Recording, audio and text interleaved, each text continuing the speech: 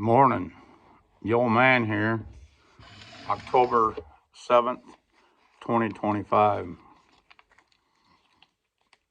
Again, I've been absent for a while, digesting what's going on in the markets, political, monetary, and otherwise. What we're witnessing here is a monetary rotation.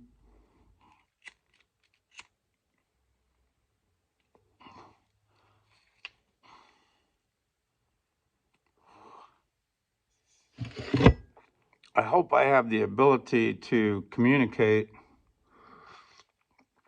what I believe I see coming and what's going on at the moment. In my opinion, or my way of thinking, is we've all been paying or participating in a casino, and we all know in the casino, the house always wins, especially since we've been taken off the gold standard on 71 by Nixon. But also, and that is where the world came in. The world had to, at that point, go to a fiat system because of the United States having the dominant currency in the world. And when we went off the gold standard entirely, they had to follow suit. Nobody else had the strength or the gold backing to make a difference. They had to go along with the plan. But besides that, hell yeah, they'd go along with the plan because they realized in a fake fiat currency system, they could cheat. They could cheat everybody. Much like a casino where, like here in Michigan, they're allowed to, tune their slot machines to a certain rate where, a certain percentage of payoff, let's say that the house wins 30%. But yet they always keep getting caught tweaking the machines where it's more than 30%, whatever that is, 35%, 40%, whatever. But at the end of the day, they get caught, they pay the fine, and the fine is much less than what they made by tweaking the machine. And so they go back to 30%, and then later on they go ahead and they keep cranking it up, cranking it up, cranking it up, so they keep making more and more until it gets up to around 40% or so. They get caught, they pay the fine, and they go back to 30%.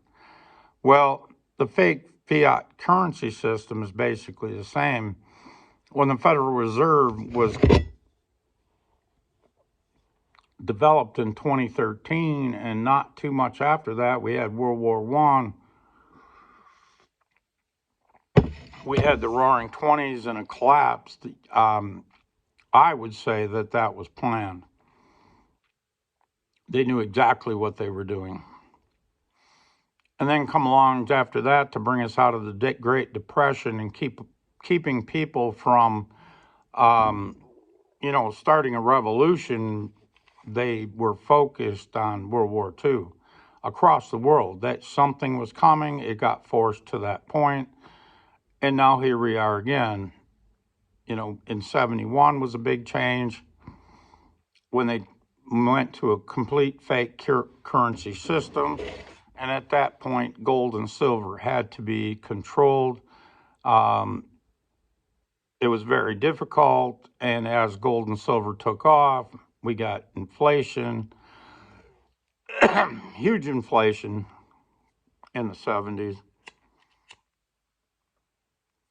In the 80s, gold and silver peaked quick, crashed.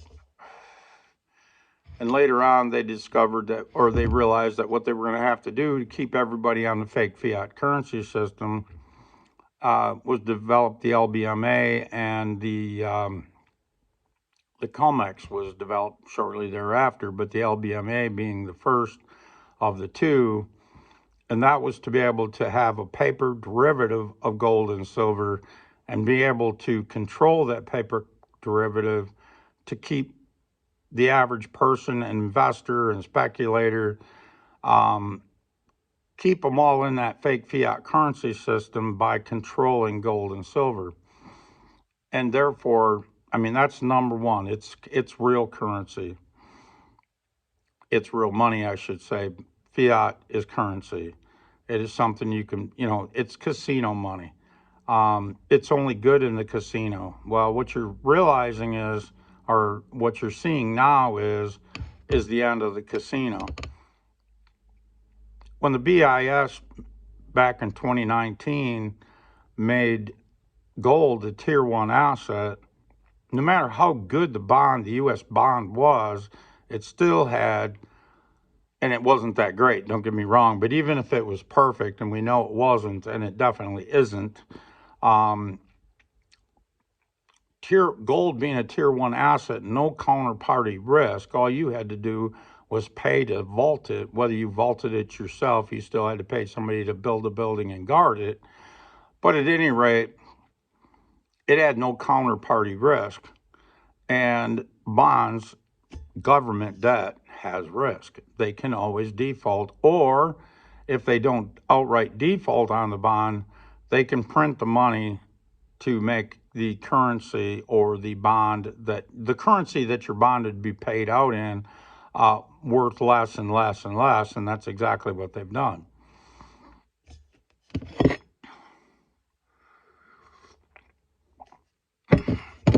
In the past, let's say from 2000, the year 2000, gold was, keeping up with inflation. They always called it an inflation hedge, but what it was showing was, as gold was, bringing back, let's say, on average over the last 20 plus years, it was bringing back a 10% increase every year, almost 10. It wasn't quite 10, but let's just say 10, close enough. It would bring back a 10% return every year,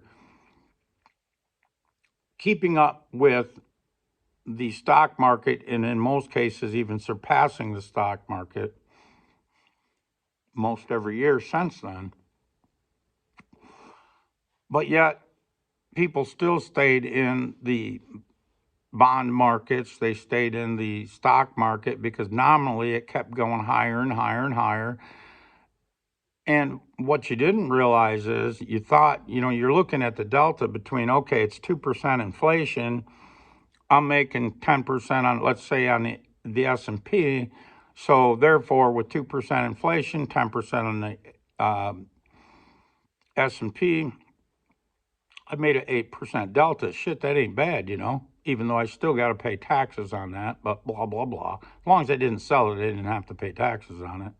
But at least my numbers were increasing. But what you didn't realize is, in most cases,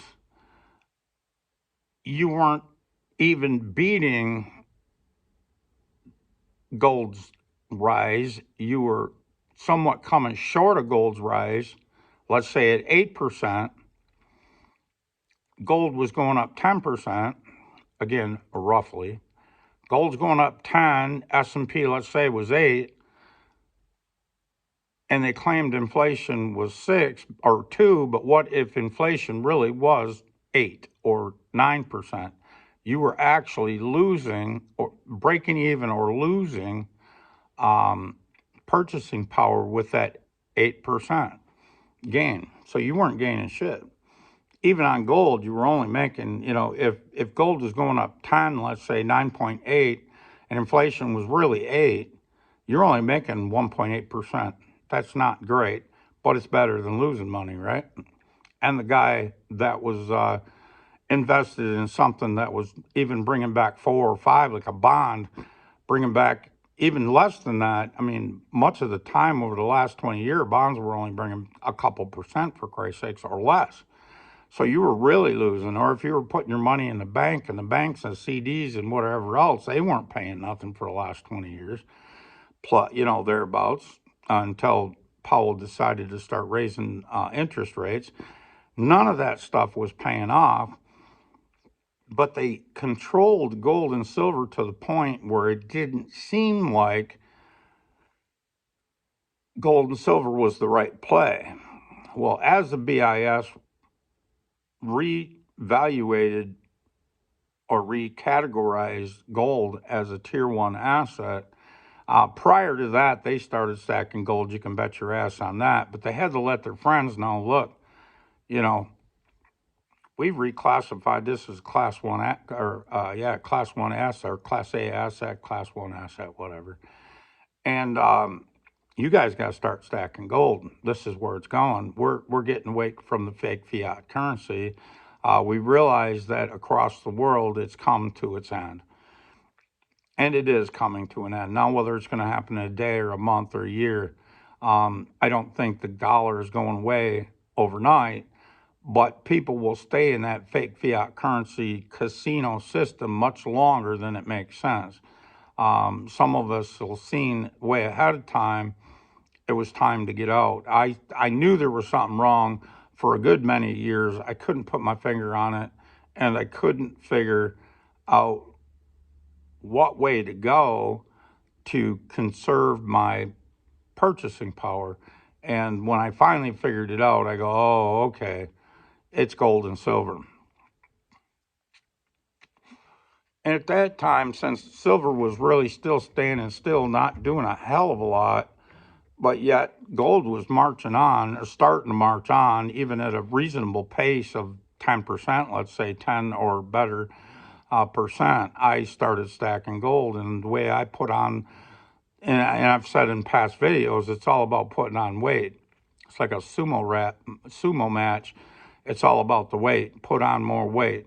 The quality of your gold doesn't really matter. It doesn't have to be a gold eagle to be liquid. It can be, and why pay $100 on a gold 1 ounce eagle? You're paying $100 premium. Or if you're buying a 10th ounce eagle, oh shit, that's like $400 premium by the time you buy 10 ounce. You're paying probably, at that time anyways, you're paying, I don't even know what it is today, but you're probably paying $40 premium, 10 ounce or 1/10 ounce to get an ounce. So you're probably paying a $400 premium, and I was buying 14 karat scrap gold at spot. And I did that until after gold made like a 500, actually a $500 move, and gold and silver was still pretty much standing still. It hadn't done very much. It started to rise, then it'd fall, then it started to rise, then it would fall. So it hadn't done much, and I made a $500 move per ounce on the scrap gold. So I started then trading scrap gold after that $400-500 move. I started trading scrap gold for ounces of silver. Anything that was low premium. And sometimes the premiums on things like 1 ounce silver was still fairly high, so I was buying even sterling silver, of which I'm still sitting on some sterling silver, and it doesn't bother me at all. It's still money. Is it as desirable as, let's say, a gold eagle? No, but that's okay. It doesn't matter. I'm not selling to the public. Coin shops are selling to the public. I'm selling, if I sell or when I trade, there will be a time to trade, not really sell, because the fake, if you're selling into a fake fiat currency or the casino money. That's definitely not where I'm going, but at some point, it'll be turned into land. That is my plan. And at that point, I'll take, at some point, I will take and, trade some of that, even if I got to sell it and then take the dollars and quick turn it over to purchasing land. At some point, that's where I'll be going. I'm not sure where that's at right now, but I'm not really looking at a dollar figure for silver. I'm looking at a percentage move. I'd say my average silver cost at this point is $25 per ounce. When it's made let's say a fourfold move, in other words, $100 an ounce, it'll probably, but I'm going to look at it closer when the time comes. But let's say for now, as a tentative plan, when it gets to $100 an ounce, and trust me, it will. And I think we'll get there rather fast once we break this 50 mold. And 50 is not even going to be a barrier, not really. They've pretty much given up on fake fiat currency. The only one really short right now is the Feds. They're still shorting the market to try to control it the best they can, but at some point they're going to let go as well. But when it gets to a fourfold move, $100 an ounce, at that point I'll reassess and possibly maybe not even then. Maybe I'll keep riding it. Depends on how it's been going, and God only knows what's coming down the road. But when it gets to $100 an ounce, I'll be looking at moving 25% of my stack to land at that point, taking some of the chips, even the silver chips, off the table. At some point, there'll be another rotation, and but I think we're a long ways away from that. The biggest thing is to realize at some point, when things start and cracks are starting to show, and some dominoes are starting to fall, and nobody's not really paying attention to it. I'm sure there's people that haven't even noticed yet that companies like this, what the heck was it called? I can't color something. At any rate, they were doing subprime loans to illegal aliens on cars and trucks. And when the aliens no longer can either get a job very easily, or they've self deported, got the hell out of the country now that there's no free this and free that and whatever else. As they've deported, you're finding that this company just went belly up because there's just no way in hell they were able to stay solvent. They didn't even go into bankruptcy court. They just folded the doors and ran. But at any rate, so those cracks are starting to show. We're going to see more and more of that. Of course, the banks are going to cover it up as long as they can. I think these banks are in really bad shape. I'm not too sure that Trump's going to bail them out. I'm really not. I think you're going to see a complete capital rotation. You're starting to see that now. Even some of the big banks are telling you, or money managers are starting to tell you now, that a 60-40 portfolio is dead, that you should rotate to a 60-20-20 portfolio. In other words, 60% stocks, 20% bonds, and 20% gold. Well, if you think about it, here not too long ago, not even 2 years ago, less than half of 1% of people across the world had a 0.5% portfolio of gold, and now they're going from a half to recommending 20%. So if managed money that's finding itself at maybe 1 or 2% now, as they've started to rotate and they're starting to see the handwriting on the wall, they're seeing the cracks, and they know it can't last forever. In fact, they've been rotating for the last couple of years. The managed money's been rotating out of stocks into things like gold and silver. And as they roll out, they're rolling out slow, selling into the rallies, and the let's say the dumb money, or the standard or regular consumer is buying these bonds because they are so desperate they need to buy something like a lottery ticket. And by God, if these stocks aren't looking like a lottery ticket, like they can only go up. But the big boys, the players, know that that's not true. At some point, there will be a collapse. Now, how far down the road that is, I'm not sure.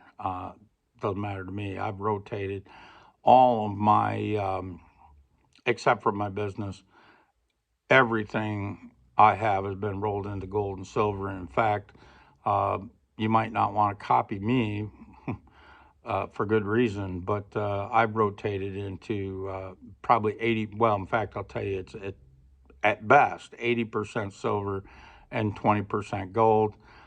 In fact, you might if I broke it right down, and at this point I really don't care, but if I broke it right down, it might be more like instead of 80-20, 80 silver and 20 gold, it might be more like 95% silver and 5% gold. Now, again, I don't recommend that to most anybody. I have always been a bit of a gambler when it comes to this kind of stuff, not at the casino. But I see what's coming, or at least what I think is I see what's coming. And there will be a point where, gold's going to hold its own. It's going to be real money. Silver may also fall into play as real money. But at some point, or at this point, it's a store of value, and people are rotating to it because it's going to outshine gold. Gold will do very well, but silver is going to even do better.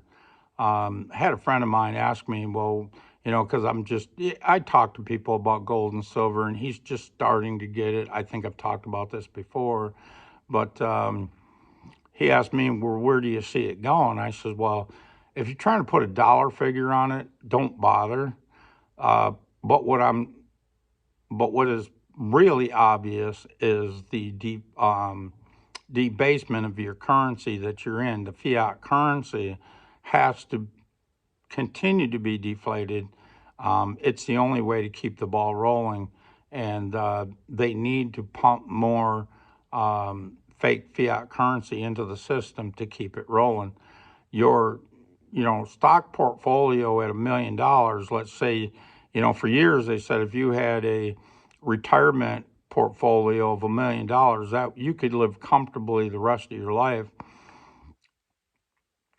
on $1 million retirement. Well, now they're telling you, post pandemic, now they're telling you that it's more like $2 million. Well, what happened? Well, inflation's what happened, and it sure as hell wasn't 2%. Okay? They inflated the money supply way more than they're admitting to. They'll never tell you the truth. All these fake fiat numbers are a lie. Every goddamn one of them's a lie. From unemployment to what have you. In reality, if you think about it, you can go back to 2008. And I mean, we can take this farther and farther back, and I can come up with all kinds of reasons why things just keep getting worse. But in this fake fiat currency system, as we get closer to the end, each situation is worse than the last, and much worse than the last. And it's not a little worse than the last, but much worse than the last.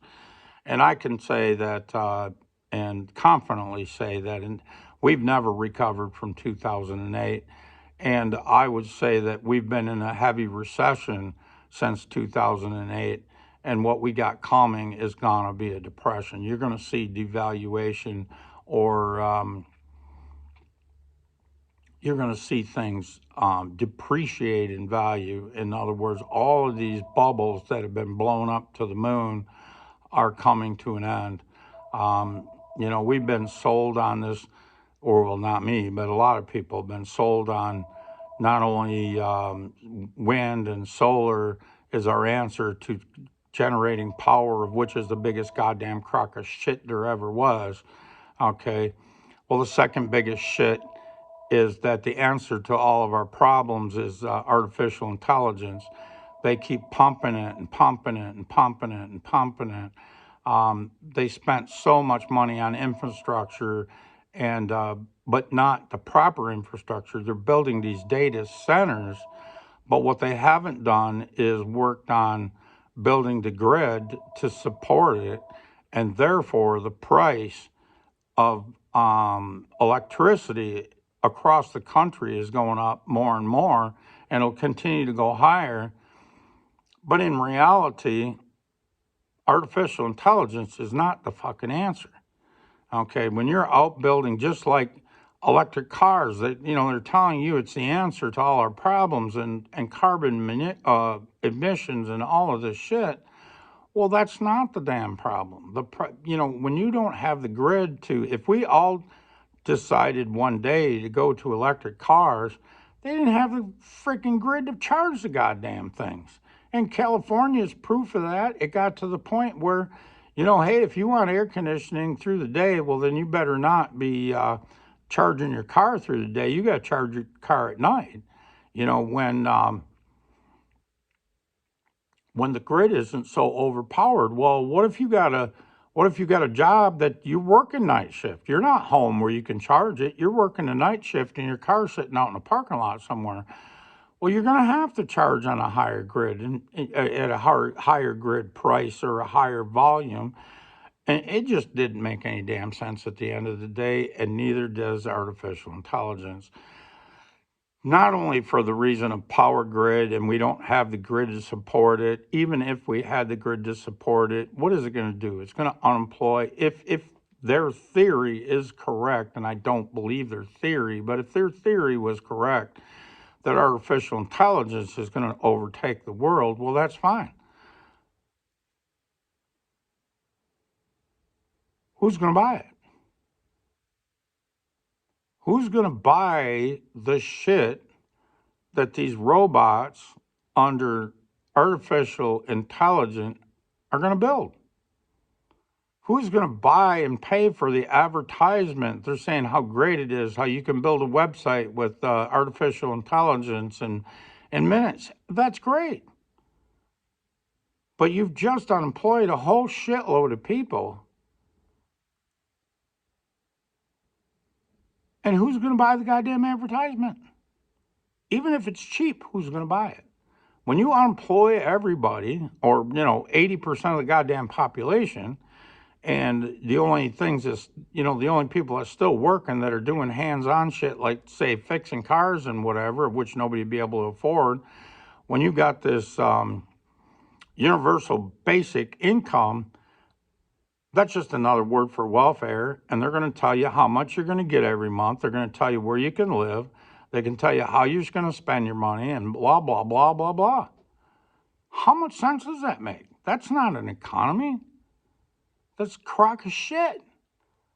Everybody needs to work, one shape, form, or another. You can choose your form of work, whatever that is. If you decide to, to plow a field and plant things and grow crops that people need and sell those, fine. If you decide to work in a factory and buy the things you need, fine. But that's an economy. Universal basic income is not an economy. That's just a crock of shit. And it just gets worse and worse and worse as everybody sees. It starts out, well, okay, these people get the universal basic income because they've been displaced. Well, their next door neighbor goes, well, damn, here, Sally Jones, she's over here. She ain't working. She's getting a check, the universal basic income check, and she ain't working. She doesn't have any cost. She doesn't have to get up and go to work every day. She doesn't have to buy a car that can get her to work every day. Why am I working every day? Why am I putting in a 40 and I barely got any more than she does? That's the problem. And it just gets worse and worse and worse. You get more and more people on this welfare or universal basic income, and more people refuse to work. We can see it. We can see it. I can see it all around me. You take these, everybody's on these kids that won't work. Well, the reality of it is, their schools put them out. The schools run them through the puppy mill, and when they come out as a senior, they had no basic skills. They had no basic education, very poor at best education. So all they were really qualified for was a job at 7-Eleven, let's say, and you know what I'm saying. I'm not picking on 7-Eleven, but all they had was a basic job set. And when they got out there and they worked at 7-Eleven, they worked at McDonald's and all these entry-level jobs, and there's more and more entry-level jobs and less good jobs, and that entry-level job is paying $10 an hour, you can't go out in the real world, and even if you're working 60 hours a week at $10 an hour, by the time you pay taxes and shit, you can't go out in the real world and rent an apartment and buy a car to get to work. You can't. So therefore, the majority of these kids are saying, fuck it. I'm just going to stay home as long as mom and dad's going to put up with it. Or maybe I'll go to school. That way mom and dad ain't riding my ass for not having a job. I'll go to school, rack up a bunch of debt, but I'll deal with that another day. Not realizing that's a debt you'll never get out of. Federal government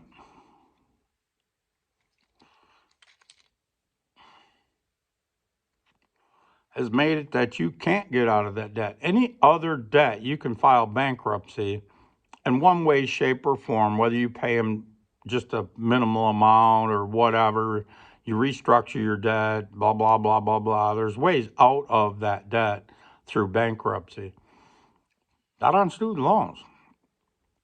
So these kids are coming out with more and more and more college loans that they'll never be able to get out of, living in mom and dad's basement. And you're looking at them like, you lazy bastards, go to work. Well, in reality, what jobs are there? You know, it's $10 an hour jobs. And $10 an hour ain't enough to get out of mom and dad's basement. It's a circle jerk. You keep going around and around and around. You're not developing anything. And that's all due to the fake fiat currency system. Incomes really haven't gone up.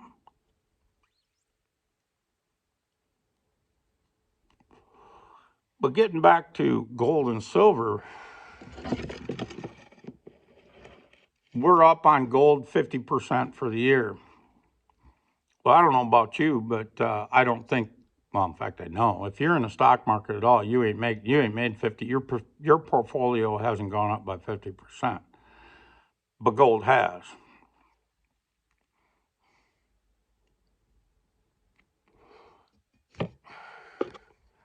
But they're just now. Gold going up 50% in the last 3 quarters. Actually, it's not even a year. Gold going up 50% in 3 quarters of a year. And the year's not out, and yet I think the best part of the year is still to come in this next 3 months. I think you can see it do another 50%. It's possible. I'm not saying it's going to. It's possible it could do another 50% because of the capital rotation. You, like I, might think of it's all in or all out, but they don't. They think differently. They think that they look at different risk factors, and they realize that the bonds are not going anywhere. In fact, you can see bonds are going to be it's going to be a dead market for the next 40 years. I almost guarantee it. In reality, no matter what the interest rate is, inflation is going to be higher than the interest rate that bonds pay. So you're going to be shit out of luck either way. So they're advising you to rotate to 20% 20% gold over bonds, but yet they're still recommending you staying in an overpriced stock market. Now, how goddamn much sense does that make? Bonds have already rolled over. They're not paying for shit. They're not paying enough. If you're getting 4% or 5%, I can guarantee you inflation's more than that, even though it doesn't seem so bad right now, but it's coming.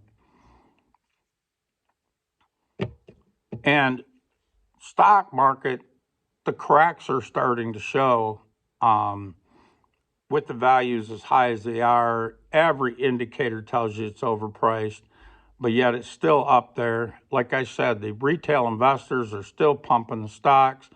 They may pump it a while longer, but the gains are going to be smaller and smaller. Even if you're at new all-time highs and you keep making new all-time highs, you're not making as much as inflation is going to take away. However, with gold, you are. Gold is always telling a story. And the story it's telling now is big inflation's on its way. Big. Big interest rates are on their way. What happens in both cases? When the stock market is overinflated and everything is on margin, you might not buy stocks with leverage or borrowed money, but the big boys do. Everything is on leverage. When this starts to unwind, I think it's going to unwind fast. Maybe I'm wrong. But they can keep the illusion up for a while longer by lowering interest rates, and everybody thinks, well, that by lowering interest rates, the stock market's going to go up. Well, the difference is this time, before they lowered interest rates because inflation was going up. Well, that's one way of doing it. Or raised interest rates, excuse me. They raised interest rates in this last, 4 years or so because inflation was going up. They had to slow the economy. And now, even though inflation's up to, they're saying 3%, I'll say bullshit, it's more than that. But now they're really worried about the unemployment rate. And those numbers are fugazi as can be. When you consider that a lot of people after the pandemic never went back to work, a lot of people that were forced to work after 2008 go back to work, they went back to work, but when the pandemic come along and they were paid to stay home, they took all that money and then they never went back to work. So those people are all off the radar. And then these kids not going to work because $10 an hour ain't cutting it, they're off the radar. So you're not seeing true inflation rates, or excuse me, unemployment rates. Okay, but the day is coming. Many are starting to talk about, and this is true as can be, and you can see it, is trucking or transportation. Transportation or trucking is falling off very quickly. Some will say up to 40% less trucking moves than there was a year ago. Okay, that's huge. And you might say, well, what's that got to do with the slice of tea, the price of tea in China? Well, I'll tell you what it's got to do with it. When trucking ain't moving product, that means consumers aren't buying product. So no matter what all these stats are telling you, CPI and the CPI and all this other shit, no matter what it's telling you, it's all a lie. Okay, and when the truth's starting to come out, and it's just starting to come out now under Trump, and he can't tell the whole truth. If he tells the whole truth all at once, everybody panics, runs for the door, and the casino collapses all at once. You got to let people find out as time goes on, and you got to keep telling the truth and more of the truth, and watch this market come down. These overpriced stocks have got to come down. That's just all there is to it. These $90,000, $100,000 pickup trucks got to come down. You got to get rid of the bureaucracy. You got to be able to make pickup trucks cheaper, because at the end of the day, when all these big banks collapse, or most of them collapse, and nobody's there to bail them out, and this time you can't bail them out. If you bail all these banks out and print $40 trillion worth of more money to bail these banks out, can you imagine what the dollar's worth? Next to nothing. It's next to nothing now. It'll be even closer to nothing. Everybody's going to, and basically you're looking at hyperinflation. I think that's why we're seeing all-time highs in gold. We're approaching all-time highs in silver. In fact, across the rest of the world, we already are at all-time highs in silver. Maybe not nominal terms, but not inflation-adjusted terms. But even in gold, we're already at all-time highs, but not only nominal highs, but we're now at, in the U.S., at inflation-adjusted highs. And that's the inflation, the lies that they tell. We still got a long ways to go to get to where gold is properly valued. But we'll get there. And we'll get there with silver. Because of this capital rotation, and you got to know if they're telling you that you need to have 25% gold, or excuse me, 20% gold, 20% bonds, and 60% stocks, they're doing something far different than that. They may be even in the camp of 80% gold, 20% silver, and screw bonds and stocks. They're rotating out of both of them. They'll eventually get there. They can't do it all at once. I've said that before. They can't rotate out, or they will collapse the markets, and they want to keep you, the consumer, in that casino as long as they can. And they want to take as few losses as possible. Now, they've made so much in gains, they can afford to take some losses, but they're going to take as few as possible. And that's all there is to it. This casino is coming to an end. Birchwood Hathaway, they've been out of the, they've been working their way out of the casino for the last couple of years now. They got, I don't know, something like $400 billion in short-term bonds, only because they need that liquidity so when the market crashes, they can jump in and buy these stocks at fire basement prices. And that's exactly what they're going to do. They're going to turn them bonds. They're going to cash them bonds and turn them into new stocks at substantially reduced prices. But also keep in mind, so many of these companies are zombie companies that can't even afford to pay their interest, and these banks are keeping them up just so that they don't have to write them off. If they actually had to write them off, they would also be insolvent right now. Again, keeping you in the casino. They got to keep you in the casino. I hope all this made sense. I got more to say about it, but I realize this is already 40 minutes long, and I don't want to keep you at it too long here. It gets to be a little ridiculous. I appreciate you guys liking and subscribing, especially hit that like button. If you like what I'm saying overall, I'd appreciate it if you'd subscribe. And whether you like it or you don't like it, I appreciate a comment. It doesn't matter to me. Whatever you say, whatever you want to say. If you don't have anything to say at all, you're just kind of soaking it all in, that's great. Just put a comment in there, made it 41 minutes. That'd be awesome. I appreciate it, guys.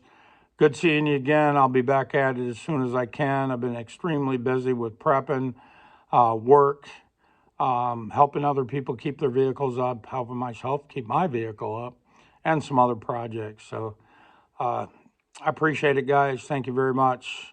Have a great day. Thank you. Bye.